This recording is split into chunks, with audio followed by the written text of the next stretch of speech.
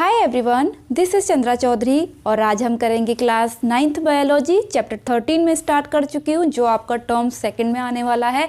That is why do we fall ill. मैं इसका lecture number 1 discuss कर चुकी हूँ जिसमें मैंने आपको हेल्थ बताया था, डिजीज़ बताया था और वेरियस टाइप्स ऑफ डिजीज़ आपको मैंने बताए थे। ठीक है, अकॉर्डिंग टू उसका जो टाइम पीरियड होता है और शॉर्ट टाइम ड्यूरेशन की जो डिजीज़ होती है या साइन क्या होता है, सिम्टम्स क्या होता है, इन सब के बारे में मैं डिटेल में डिस्कस कर चुकी हूँ।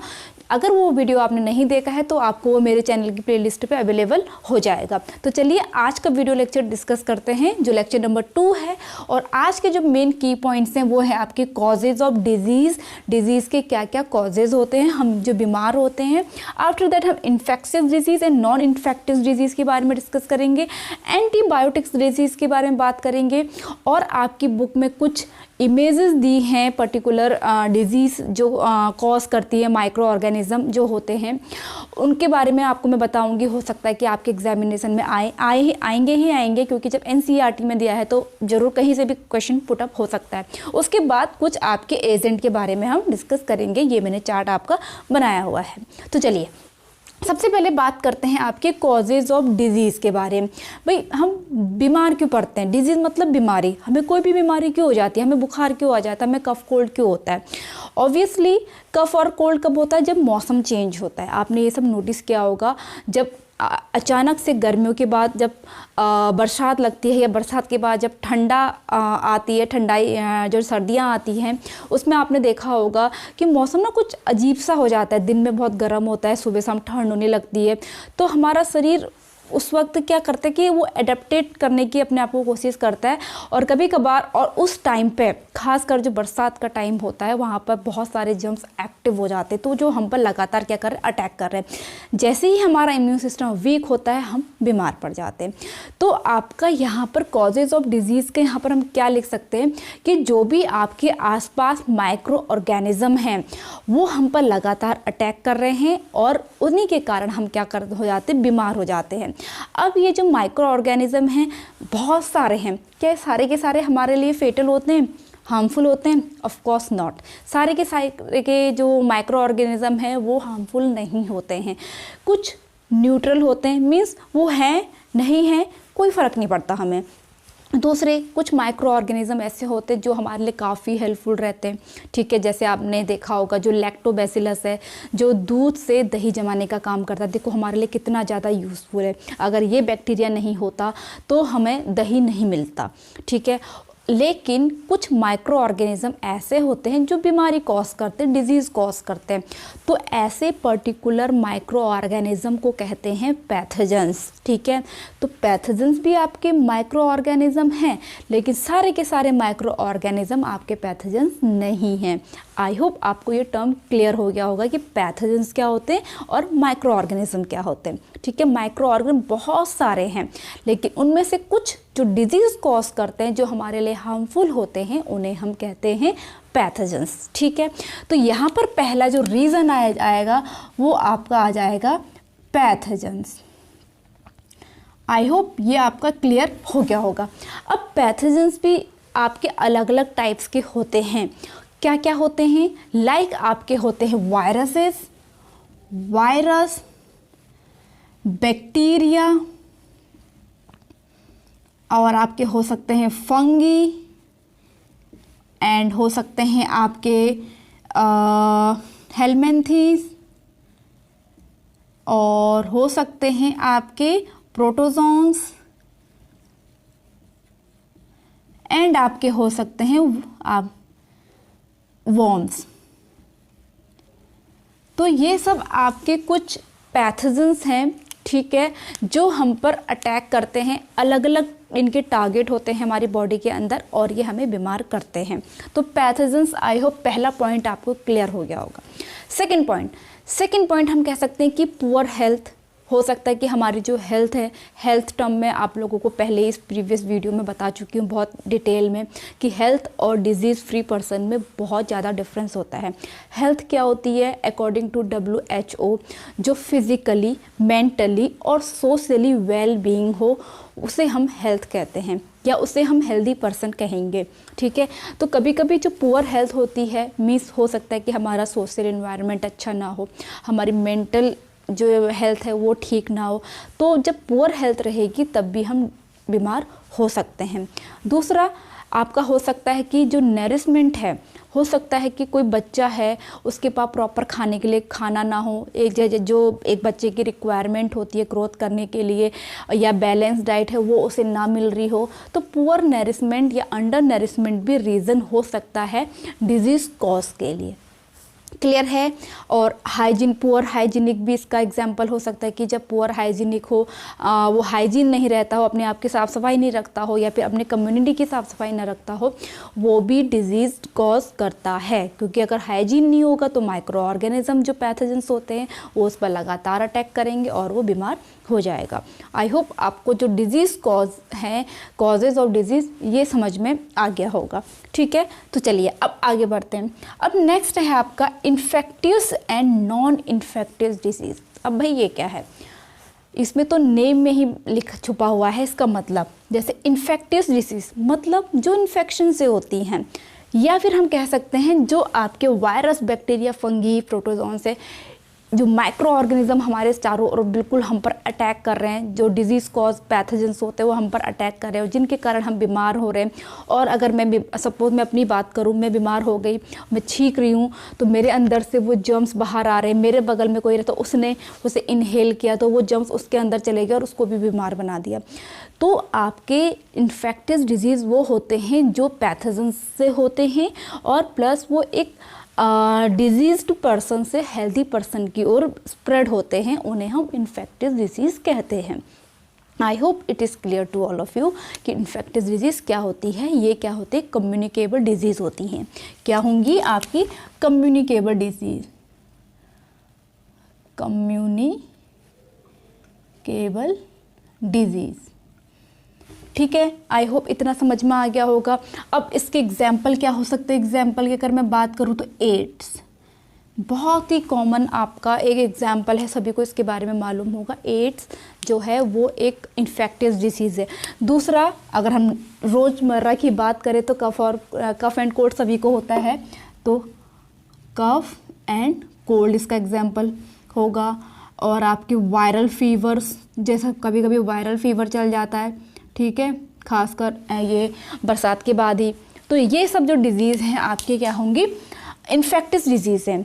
ठीक है, आई होप समझ में आ गया को, जो पैथोजन से होंगी और जो एक हेल्दी पर्सन में स्प्रेड हो जाएगी, किसके कारण, एक जो डिजीज्ड पर्सन है। इसलिए हमेशा जिससे कफ एंड कोल्ड उससे थोड़ा सा दूर रहना चाहिए, या फिर उस पर्टिकुलर पर्सन को हैंकरचीफ यूज़ करना चाहिए जब वो खांसे या जब वो छींके। ठीक है, अब दूसरा है आपका यहाँ पर नॉन इन्फेक्टियस डिजीज़, जस्ट इसका रिवर्स, जो आपका पैथोजन से नहीं होता है या होता भी है तो ये स्प्रेड नहीं होगा। ये ऐसा नहीं होगा कि किसी डिजीज़ पर्सन से किसी हेल्दी पर्सन को वो क्या हो जाए, स्प्रेड हो जाए, ऐसा नहीं होगा। तो ऐसी डिजीज़ को हम क्या कहते हैं, नॉन इन्फेक्टियस डिजीज़ कहते हैं।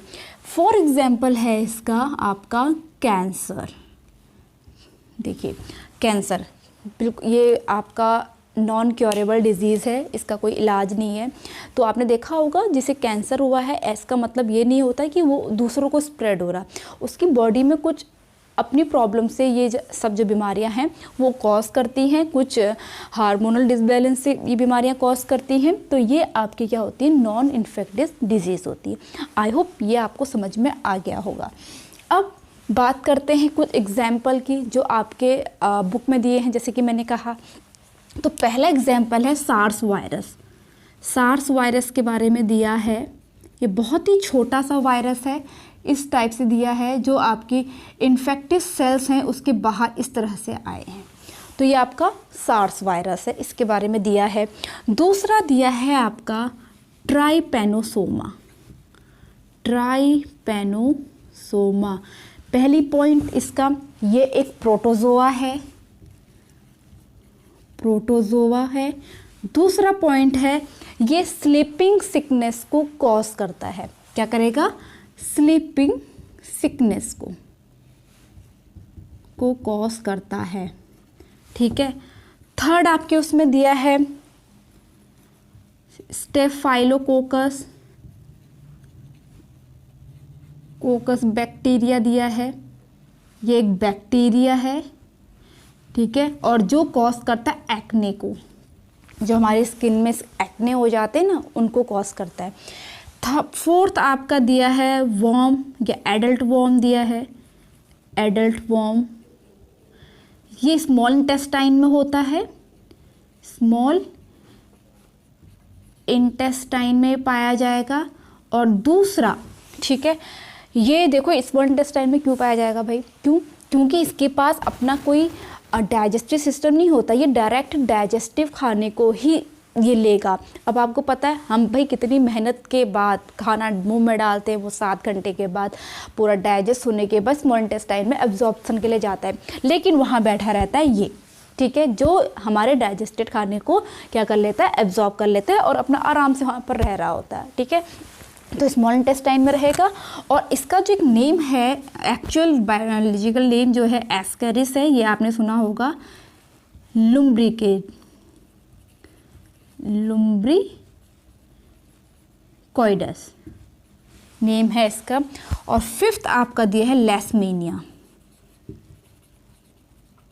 लेशमेनिया है, ये भी एक प्रोटोजोआ है, प्रोटोजोआ। और दूसरा पॉइंट इसका बनेगा ये कालाजार कॉज करता है। तो ये कुछ एग्जाम्पल हैं जो आपको याद होने चाहिए, क्योंकि आपके एनसीईआरटी में दिए हुए हैं, तो इसके बारे में एग्जाम में पूछा जा सकता है। अब चलिए, अब बात करते हैं कुछ इन्फेक्शियस एजेंट की, मतलब एजेंट आपके virus, bacteria, fungi, protozoans, worms होते हैं और इनसे क्या डिजीज़ होती है, ठीक है। अभी मैंने यहाँ से चार्ट बनाया हुआ है, बाद में आपके लिए ट्रिक लेकर आऊँगी, ट्रिक टू रिमेंबर लेकर आऊँगी, ताकि आपको यूँ याद हो जाए, ठीक है। वायरस देखिए, होने वाली कुछ बीमारियाँ जो हैं कॉमन, कोल्ड है, इन्फ्लुएंजा है, मीजल्स है, चिकन पॉक्स है, एड्स है, हेपेटाइटिस बी, और भी बहुत सारी है, बट मैंने यहाँ पर इम्पॉर्टेंट ही लिखी हैं जो आपके एग्जाम में आ सकते हैं, पूछे जा सकते हैं कि ये वायरस से होने वाले 2 डिजीज़ के नेम बताइए, ऐसा क्वेश्चन आ सकता है। या फिर एक आपको डिजीज़ दे देंगे, किस पैथोजन से ये होती है, वायरस से होती है, बैक्टीरिया से होती है, इस टाइप से क्वेश्चन पूछा जा सकता है। दूसरा है बैक्टीरिया, इससे cholera, typhoid, TB, tuberculosis, bacterium, tetanus, आपका फूड पॉइजनिंग, ये सब होती है बैक्टीरिया से। नेक्स्ट है आपका फंगी, स्किन इन्फेक्शन। एक्चुअली में जो फंगी होता है ना, उससे स्किन इन्फेक्शन की बहुत ज़्यादा बीमारी होती है। आपका जो फंगल इन्फेक्शन बहुत लोगों को परेशान करता है। प्रोटोजोन से है मलेरिया, कालाजार, स्लीपिंग सिकनेस, इसके बारे में देखो, कालाजार कॉज करता है आपका लेशमेनिया, और स्लीपिंग सिकनेस आपका ट्राइपेनोसोमा कॉज करता है। वॉर्म्स आपके इंटेस्टिनल इन्फेक्शन, जितने भी वॉर्म्स आपकी बॉडी में होंगे ना, आपके पेट में, जैसे पेट में कीड़े हो गए कहते हैं, पेट में नहीं होता है, वो कहाँ होता है, इंटेस्टाइन में होता है, जो वेट करता है कि कब हम उतनी मेहनत के साथ खाना डाइजेस्ट करें और कब मैं उसको एब्जॉर्ब कर लूँ। और एलिफेंटियासिस फाइलेरिया से होता है। इसमें क्या होता है कि आपका जो एक पैर है वो एलिफेंट की तरफ बहुत ज़्यादा फैल जाता है, तो उसको हम एलिफेंटियासिस कहते हैं, ठीक है। तो ये हो गए कुछ आपके इन्फेक्टियस एजेंट और उससे होने वाली डिजीज़, तो इसका आप स्क्रीनशॉट ले लीजिएगा, लेकिन मैं आपके लिए ट्रिक लेकर आऊँगी।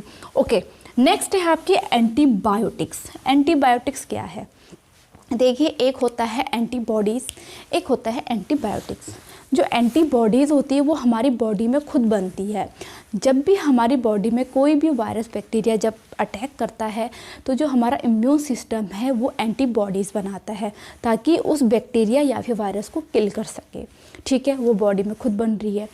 दूसरी होती है एंटीबायोटिक्स, जो हम बाहर से लेते हैं। आपने देखा होगा जब हमें कोई बीमारी होती है, डॉक्टर दवा देता है तो उसके साथ एंटीबायोटिक्स भी देता है। तो देखिए, एंटीबायोटिक्स करता क्या है, पहली पॉइंट आपको याद रखने की ज़रूरत है, ये ओनली काम करता है अगेंस्ट बैक्टीरिया। पहला पॉइंट, वायरस वगैरह में काम नहीं करेगा, ये अगेंस्ट बैक्टीरिया।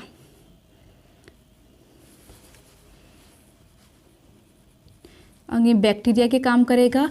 दूसरा, ये करता क्या है, एक्चुअली जब कोई बैक्टीरिया हमारी बॉडी में एंटर करता है तो वो अपने, क्योंकि देखो मैंने कहा ना, एंटीबॉडीज़ आपकी जो बन रही हैं वो उसको किल करती हैं, तो ये बैक्टीरिया भी बड़ा चालाक होता है। ये अपने चारों ओर एक सेल का फॉर्मेशन कर लेता है, सेल वॉल का फॉर्मेशन करता है, जो उसको बचाता है, ठीक है, उसको प्रोटेक्शन प्रोवाइड कराता है। तो यहाँ पर जब हम एंटीबायोटिक्स लेते हैं तो ये इस बैक्टीरिया की जो बायोकेमिकल प्रोसेस है ना, ये सेल वॉल बनाने की जो प्रोसेस है उसको ये रोक देता है, जिससे फिर जो एंटीबॉडीज़ हमारी बॉडी में बन रही है या जो हम मेडिसिन ले रहे हैं उसको आसानी से किल कर लेते हैं। तो ये क्या कर देगा, ब्लॉक कर देता है, ये block biochemical process of bacteria. I hope आपको ये समझ में आ गया होगा कि बायोकेमिकल प्रोसेस क्या है, वही जो सेल वॉल हमारा अपने चारों ओर बना लेता है खुद की प्रोटेक्शन करने के लिए। तो आज के लिए इतना काफ़ी है, ये हमने पढ़ लिया है, स्क्रीनशॉट आप ले सकते हो, बहुत इंपॉर्टेंट चीज़ें मैंने सारी बोर्ड पे लिख दी हैं। तो आई होप वीडियो अच्छा लगा होगा। वीडियो अच्छा लगा हो तो please hit the like, leave the comment, subscribe to my channel and press the bell icon. मैं मिलूंगी अपनी नेक्स्ट वीडियो के साथ एक नए टॉपिक के साथ। तब तक के लिए stay tune, stay healthy, stay connected, bye bye.